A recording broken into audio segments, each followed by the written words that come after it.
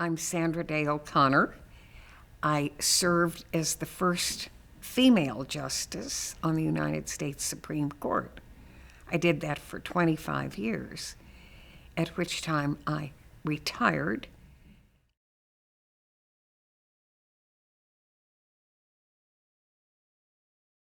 I called every single one to ask for an interview. Not a single firm would give me an interview. I was a woman. They said, "Oh, we don't hire women.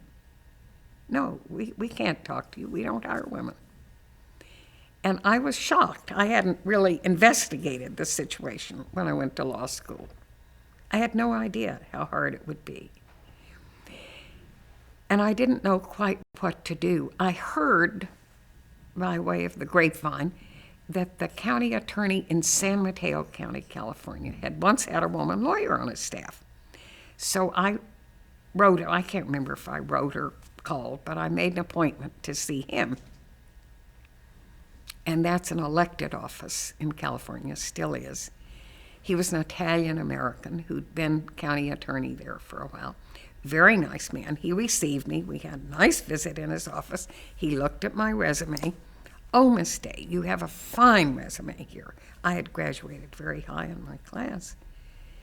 And he said, "I did have a woman here one time, and she did a good job. I'd be happy to have another, and you're well qualified." But he said, "Miss Day, the problem is I get my money from the County Board of Supervisors. I'm not funded right now to hire another deputy. I just don't have the money to do it." And he said, "Let me walk you around the office." So he walked me around. I met different deputies. And afterwards he said, "As you can see, I don't have an empty office to put another deputy." So I went back to the Lazy Bee Ranch. That was before the wedding, when we were making wedding plans. And I wrote a long letter that's now in the museum out there. And I told him all the things I thought I could do for him if he were to hire me. And I said, "I know you don't have any money, but I'm willing to work for you for nothing until such time as you get funds to pay me." And I said, "I know you don't have an empty office. You showed me around. But I met your secretary, who's very nice. There's room in her office to put a second desk if she wouldn't object." That was my first job as a lawyer. He let me come to work, no salary, and I put my desk in with his secretary.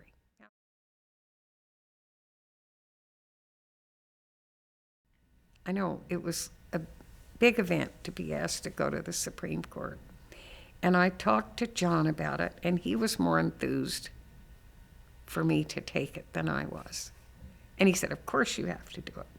I said, "Yeah, but you'll have to give up your position in the firm. We'll have to move to Washington." He said, "That's fine. You have to do it." And so that's what happened. And we did, in fact, move to Washington, D.C., and I was sworn in 1981 as the 102nd Justice to serve on the Supreme Court. And it was the first time that one of those justices was female. So that became newsworthy in the United States.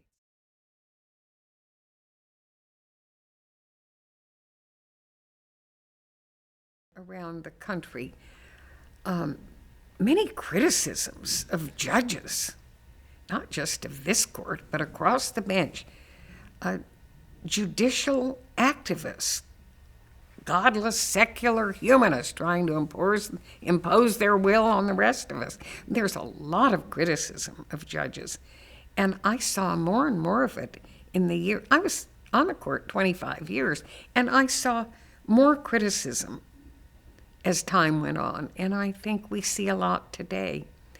And I really think that one of the things that's going on is that the American public as a whole is not well educated on the role of judges or on the role of the U.S. Supreme Court. I think there is a lack of understanding and appreciation of our system and of how these issues are resolved and the role of judges. I've been